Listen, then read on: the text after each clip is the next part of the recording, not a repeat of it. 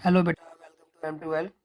आज हम क्लास 9 के आपके कुछ इंपॉर्टेंट क्वेश्चंस को डिस्कस करेंगे, ठीक है ना, जो कि एग्जाम पॉइंट ऑफ व्यू से बहुत ज़्यादा इंपॉर्टेंट है। ठीक है, फटाफट से टाइम वेस्ट ना करते स्टार्ट करते हैं। पहला क्वेश्चन है, विसरण और परासरण में क्या अंतर है? What is the difference between diffusion and osmosis? देखिए जी बेटा, जो डिफ्यूजन जो विसरण और परासरण पहले बताता हूँ मैं आपको। इसमें होता क्या है, आपका जो गैसेज वगैरह होते हैं, जो द्रव होते हैं हमारे कोशिकाओं में, वो क्या होते हैं, उच्च उच्च से निम्न। ठीक है, मतलब उच्च जहाँ पे ज़्यादा है वहाँ से कम की तरफ क्या करते हैं, गमन करते हैं, जाते हैं। ठीक है, दोनों में यही होता है बेटा। बस जो आपका परासरण है, इसमें क्या होता है, एक आपकी वर्णात्मक झिल्ली होती है। इसमें क्या होता है, आपका वर्णात्मक झिल्ली होती है। ठीक है ना। और इसमें आपका परासरण में, विसरण में ऐसा कुछ नहीं होता, लेकिन होता वही है आपका उच्च से उच्च मात्रा से निम्न मात्रा की तरफ। ठीक है ना, दोनों में यही चीज़ होती है। अच्छा, जो आपका विसरण होता है, ये तीनों में, मतलब ठोस, गैस, द्रव, तीनों में आता है। और ये आपका तीनों में नहीं होता है, द्रव में ज़्यादा बहुत आसानी से हो जाता है।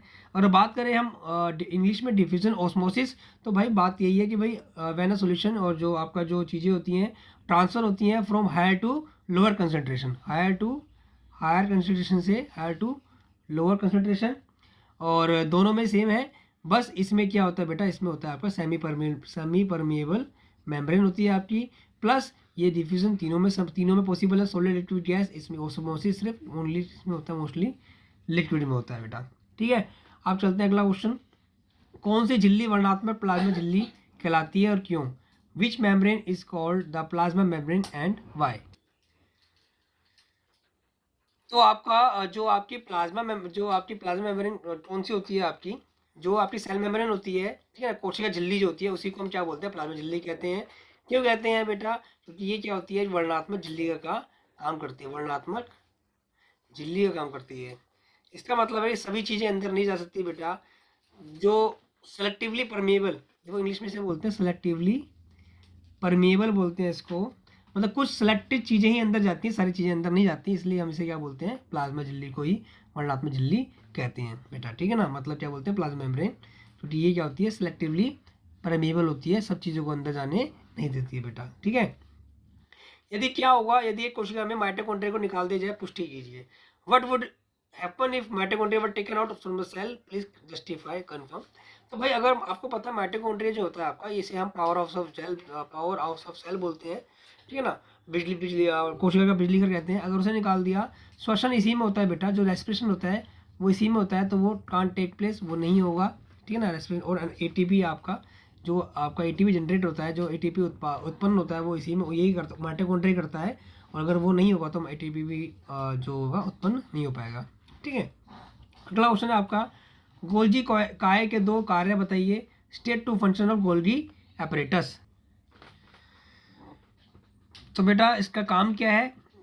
एक तो जो प्रोटीन बनता है, प्रोटीन और लिपिड, जो प्रोटीन और लिपिड बनते हैं, हिंदी में बेटा ऐसे लिख लेना इनको। जो प्रोटीन लिपिड होते हैं, गोल्जी एपरेटस, गोल्जी कॉय क्या करता है बेटा, उनको उनको करता है, वो स्टोर करता है। ठीक है, स्टोर मतलब संग्रह करता है इनका।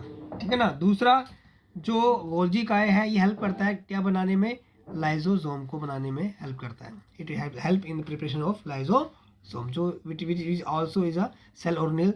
लाइजोसोम क्या है, एक आपका कोशिकांग है। ठीक है, अब अगला क्वेश्चन, लाइजोसोम के क्या मुख्य कार्य हैं? What is the main function of lysosome? तो आपको पता है बेटा, इसे हम सुसाइडल बैग्स भी कहते हैं, आत्मघाती थैली भी कहते हैं। क्यों? क्योंकि अगर कोई अगर कोशिका खराब हो जाती है, तो इसके अंदर बहुत सारे पाचक एंजाइम होते हैं, डाइजेस्टिव एंजाइम होते हैं, जो उस कोशिका को डाइजेस्ट कर देते हैं, खा जाते हैं बेटा। ठीक है ना। कौन सा कोशिकांग कोशिका का ऊर्जा भी कहलाता है और क्यों? Which organelle is also called the energy house of the cell and why? Energy बोल लीजिए, पावर बोल दीजिए। तो इसका आपका आंसर मैंने आपको बता चुका हूँ, ये होता है आपका माइटोकॉन्ड्रिया। माइटोकॉन्ड्रिया, क्योंकि क्या बनाता है, ये एटीपी बनाता है, इसलिए इसको हम क्या बोलते हैं, ऊर्जा घर। अगला क्वेश्चन है आपका, चिकनी अंतःद्रव्य जलीका के क्या क्या कार्य हैं? What are the function of smooth endoplasmic reticulum? तो भाई जो स्मूथ आपकी एंडोप्लाज्मिक रेटिकुलम होती है, उसके कार्य होते हैं, वो कार्य होते हैं आपके। तो अब पहला काम, इसका जो मेन काम है बेटा, बहुत ज़्यादा इंपॉर्टेंट काम है इसका, ये हमारे लीवर में, हमारे लीवर मतलब यकृत में, जो हम दवाइयाँ खाते हैं, जो भी जहर मतलब टॉक्सिक वगैरह बनता है, अगर जहर बनता है, जो आपका विष बनता है, ठीक है ना, और जो दवाइयाँ खाते हैं उससे हमें क्या करता है, वो डिटॉक्सिफाई करता है, डिटॉक्सिफाई। उसे हिंदी में बोलते हैं बेटा निराविषीकरण। निराविषीकरण मतलब जहर को फैलने से, मतलब चीज़ों को रोकता है हमारे अंदर, कौन, SCR। अगला, केंद्रक कोशिका का केंद्र क्यों कहलाता है भाई? What is why is nucleus called the centre of the cell? तो भाई जो न्यूक्लियस होता है, उस जो सॉरी जो आपका कोशिका होती है, सेल होती है, उसके अंदर एक न्यूक्लियस होता है, केंद्रक होता है, सारा काम यही कंट्रोल करता है बेटा, ठीक है ना। कंट्रोल मतलब ये नियंत्रित यही करता है, जितनी भी क्रियाएं होती हैं, जितनी भी चीज़ें कोशिका के अंदर होती हैं, उनको कौन बनाने में मदद करेगा आपका? तो जो आपका केंद्रक है न्यूक्लियस, वो सभी चीज़ों को कंट्रोल करता है। उसमें DNA होता है आपका, जो भी चीज़ें, जो भी क्रियाएं, जो रिएक्शंस होती हैं न्यूक्लियस सेल के अंदर, वो इसको कंट्रोल करता है, कौन, आपका न्यूक्लियस। ठीक है, अगला क्वेश्चन क्या है आपका? गोल्जी के आगे क्या क्या कार्य है? मैं आपको भाई ऊपर बता चुका हूँ कि भाई गोल्जी कार्य क्या करता है आपका। एक तो आपको मैंने बताया कि प्रोटीन और लिपिड जो बनाता है आपका, कौन, अंतर्द्रव्य जलिका, ठीक है ना। जो आपकी एंडोप्लाज्मिक रेटिकुलम जो प्रोटीन लिपिड बनाती है उसको क्या करती है, स्टोर करता है ये, ठीक है ना। और दूसरा लाइसोसोम बनाने में हेल्प करता है। और भी है आपको, अगर आपको आप हमारे जो कोशिका की भित्ति जो सेल वाल है उसको बनाने में हेल्प करता है। और जो आपका, और क्या मतलब, जैसे मेलानिन होता है, मेलानिन बनाने में भी ये आपका हेल्प करेगा, ठीक है। उसके बाद अगला क्वेश्चन आपका जो है वो है आपका कि भाई ATP DNA RNA SCR को विस्तार से लिखिए। Right the full form ATP DNA RNA SCR। तो भाई ATP क्या होता है आपका? Adenosine triphosphate. DNA होता है आपका डीऑक्सी राइबो न्यूक्लिक एसिड। और RNA होता है आपका राइबो न्यूक्लिक एसिड। और SCR होता है आपका SER होता है smooth endoplasmic reticulum. Smooth endoplasmic reticulum, ठीक है। ये आप कर लोगे, मिल जाएगा आपको आसानी से, मैंने तो लिंक में डाल दूंगा इसको। फिर लिखा है बेटा the tissue that connect muscle to bone in humans. उत्तर जो मनुष्य में पेशी को अस्थि से जोड़ता है। तो क्वेश्चन था आपका, उत्तर जो मनुष्य में पेशी को अस्थि से जोड़ता है, the tissue that connect muscle to bone in humans. तो भाई ये होता है आपका टेंडन। क्या बोलते हैं इसको हम? टेंडन मतलब कंडरा। ये कंडरा ही होता है जो आपका क्या करता है, जो पेशी को अस्थि से जोड़ता है, मसल टू बोन जोड़ता है। उत्तर में जो पौधों में भोजन का संवहन करता है, नी the tissue that transport food in plant. तो फूड ये आपका कौन करता है? फ्लोएम करता है। कौन करता है? फ्लोएम। हिंदी में भी बेटा फ्लोएम में लिखेंगे इसको, तो याद रखना। अगर आपको खाना ट्रांसपोर्ट करना है पौधे के अंदर, संवहन मतलब एक जगह से दूसरी जगह, तो क्या उसे वो कौन सा उत्तक होता है? फ्लोएम होता है बेटा, ठीक है। अब क्वेश्चन नंबर अगला करते हैं हम। अगला क्वेश्चन है, कौन सा उत्तक पौधों को उत्प्लावन बल प्रदान करता है? पौधों को उत्प्लावन बल प्रदान करता है। विच टिश्यू प्रोवाइड्स बुआयंसी टू प्लांट? तो भाई ये होता है आपका एरेनकाइमा। क्या होता है? एरेनकाइमा। हिंदी में भी इसे आप इसे लिखोगे एरेनकाइमा, ठीक है ना। It is type of parenchyma tissue, ठीक है ना। पैरेनकाइमा टिश्यू का एक प्रकार होता है ये। अगला ऑप्शन क्या है? पैरेनकाइमा उत्तर जब हरा होता है तो उसे क्या कहते हैं? When parenchyma sorry tissue is green then it is called collenchyma. क्या बोलते हैं इसको? कोलेनकाइमा। हिंदी में भी आप इसको ऐसे लिखोगे कोलेनकाइमा, ठीक है। और जब हरा होता है इसका मतलब उसमें क्लोरोप्लास्ट है और वो फोटोसिंथेसिस, प्रकाश संश्लेषण कर सकता है। स्टोमेटा क्या होता है? स्टोमेटा का नाम चित्र बनाइए। तो भाई stomata, what is stomata? Draw a level diagram of stomata. तो स्टोमेटा आपके रंध्र होते हैं, ठीक है ना, जो कहाँ पे होते हैं आपके, जो आपकी पत्तियों में पाए जाते हैं और जहाँ पे गैसों का आदान प्रदान होता है, ठीक है ना। ये रक्षक कोशिका होती है, गार्ड सेल बोलते हैं इनको। ये आपका स्टोमेटा हो गया बेटा, ठीक है ना। तो स्टोमेटा होता है, they are the pores, small pores present on the leaves of stomata, lower part of the leaves.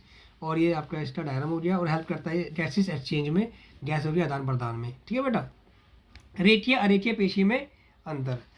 What is difference between striated and non striated muscles? बेटा सॉरी, तो थोड़ा सा वो striated and non striated muscle, इसमें आपको difference बताना है।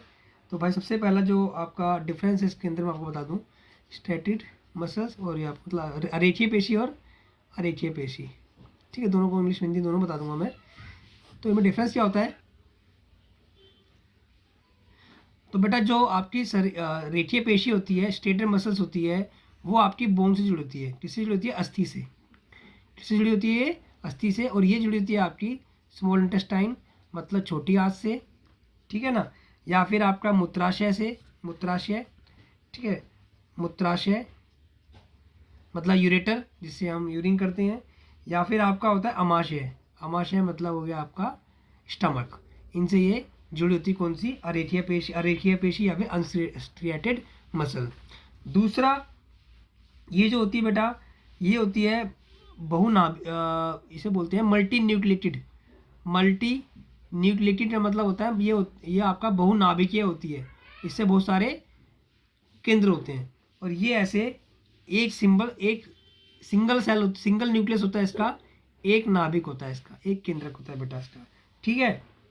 जैसे हाथ पैरों की पेशियां जो होती हैं वो इसी में आती हैं बेटा, रेखीय पेशी में। और इसमें जो आती है आपकी आहार नाल, वो हमारा जो फूड पाइप होता है उसका, और हार्ट, हृदय का, और आर्टिक फलक, फेफड़ों की पेशियां, वो इसमें आती है बेटा, ठीक है ना। ये हो गए दोनों डिफरेंस। अगला आपका अस्थि और उपास्थि में अंतर, मतलब what is difference between bone and cartilage. तो भाई ये जो आपको पहले बता दूं, अगर बात करता हूँ मैं यहाँ 17 वाली बात कर रहा हूँ मैं, क्वेश्चन नंबर 17 की, बोन और कार्टिलेज मतलब आपका अस्थि उपास्थि। तो भाई ये होता है ठोस, ये होता है आपका थोड़ा सा लचीला सा होता है, ठीक है। उदाहरण भाई, अगर हड्डी तो आपको पता है हाथ पैर की हड्डी टाइट होती है, ठोस होती है एकदम से। यहाँ पर आपने कान देखा होगा अपना, और नाक की हड्डी देखी होगी आपने, जो लचीली होती है वो कार्टिलेज की बनी होती है। उसके बाद इसके जो इंटर स्पेस होते हैं, स्पेस इसके अंदर पाया जाता है कैल्शियम और फॉस्फोरस। इसमें जो पाया जाता है बेटा, इसमें पाया जाता है आपका प्रोटीन। बेसिकली इसके जो स्पेस होते हैं, प्रोटीन पाया जाता है, और आपका शुगर पाया जाता है, मतलब शर्करा पाई जाती है, ठीक है। अगला ऑप्शन है आपका स्नायु कंदरा में अंतर बताइए। कंडरा, what difference between ligament and tendon. तो भाई लिगामेंट जो होता है आपका, वो जोड़ता है हड्डी को बोन टू बोन, ये बोन टू बोन जोड़ता है। ये आपका जोड़ेगा बोन टू मसल, मतलब हड्डी को, अस्थि को अस्थि से जोड़ता है, और जो आपका कंडरा है वो हड्डी को उपास्थि से जोड़ेगा, वो पेशी से जोड़ेगा, सॉरी। और ये मजबूत होता है आपका, लचीला मजबूत होता है, थोड़ा ये कम लचीला होता है आपका क्या, कंडरा। ऐसे जैसे बोल रहा हूँ वैसे ही आप लिख लेना, ठीक है ना, ज़्यादा कोई दिक्कत इसमें आएगी नहीं आपको। अगला ऑप्शन क्या है आपका, जाइलम फ्लोएम के कार्य लिखिए। Function of xylem phloem. तो भाई ये दोनों उत्तक हैं जो पौधों में पाए जाते हैं, पहली बात। दूसरा, ये आपका खनिज और जल मतलब मिनरल्स, आपका मिनरल्स को और वाटर को ले जाता है, ट्रांसपोर्ट करता है। ये आपका फूड ट्रांसपोर्ट में हेल्प करता है, भोजन का संवहन करता है, मैंने अभी आपको बताया था, ठीक है ना। ये भी 4 तरह का होता है, और ये भी आपका 4 तरह के होते हैं दोनों। तो वो आप उनके नाम लिख सकते हैं कि भाई जैसे जाइलम में आपका क्या होता है, मैं हिंदी में बोलूँ तो वाहिनिका होती हैं, वाहिका होती हैं आपका, ठीक है ना। और 2 और होती हैं आपका, जाइलम पैरेन्काइमा और जाइलम फाइबर। ऐसी फ्लोएम भी 4 तरह का होता है बेटा, हिंदी में बोल रहा हूँ अभी मैं। चालनी नालिकाएं होती हैं, सहचरी कोशिका होती हैं, फ्लोएम पैरेन्काइमा होता है, फ्लोएम रेशियो होते हैं बेटा। तो वो आपको नाम लिख देने हैं, आपके पास बुक में मिल जाएंगे, मैं लिख भी दूंगा यहाँ पे आपको, ठीक है ना। ये आपको इजीली, जैसे वाहिनिका है आपका, ठीक है ना, वाहिका है आपकी, हिंदी में सेम जैसे मैं नाम बोल रहा हूँ जाइलम पैरेन्काइमा, तो वही आपको ऐसे लिखना है, ऐसे ही उसको आपको लिख देना है, ठीक है ना। और अगर बात करूँ मैं इंग्लिश में, तो जाइलम ट्रेकिड्स, जाइलम आपका vessels, xylem tracheids, xylem vessels, xylem parenchyma, ठीक है, जाइलम पैरेन्काइमा, और जाइलम जाइलम फाइबर मतलब आपका स्क्लेरेन्काइमा। 4 तरह के होगा, ऐसे पैरेन्काइमा हो जाएगा। पैरेन्काइमा में होते हैं आपके सीव ट्यूब्स, ठीक है, सीव ट्यूब्स हो गया, कंपेनियन सेल्स हो गए आपके, और आपका फ्लोएम पैरेन्काइमा, और लास्ट फ्लोएम फाइबर्स, ठीक है। ये आपके हो गए 4 तरह के। तंत्रिका ऊतक क्या क्या क्या क्या कार्य है, और what the function of nervous tissue. तो भाई तंत्रिका ऊतक आप जानते हो, हमारे ब्रेन में जो टिश्यू होते हैं ब्रेन का, नर्वस, जब भी बात होती है तंत्रिका की, तो बात करना, ये बात कर रहा है हमारे मस्तिष्क की बात कर रहा है, ब्रेन की बात कर रहा है। और ब्रेन का कार्य आपको पता ही है क्या होता है, सूचना को, इन्फॉर्मेशन को एक जगह से दूसरी जगह ले आना, सोचने की शक्ति देता है हमें, ठीक है ना। और क्या क्या काम कर सकता है आपको पता ही है कि भाई एक जगह से दूसरी जगह मैसेज को पहुंचाने में ये हमारा बहुत ज़्यादा मदद करता है। और फिर पूरी की पूरी बात मस्तिष्क की आ जाती है। तो भाई मस्तिष्क तो बहुत ही ज़्यादा इम्पोर्टेंट, बहुत ज़्यादा महत्वपूर्ण हमारे लिए है, और उसका काम तो आपको पता ही है, पूरी पूरी बॉडी को क्या करना, बैलेंस करना, नियंत्रण में करना। ठीक है, उसके बाद आपसे क्वेश्चन पूछा जा रहा है आपसे कि भाई चलो भाई बेटा अभी इसमें 20 ही क्वेश्चन सोल्व करते हैं, उसके बाद हम अगले वीडियो में इसको हम आगे से कंटिन्यू करेंगे बेटा। ठीक है, ऑल द बेस्ट, तैयारी करते रहिए।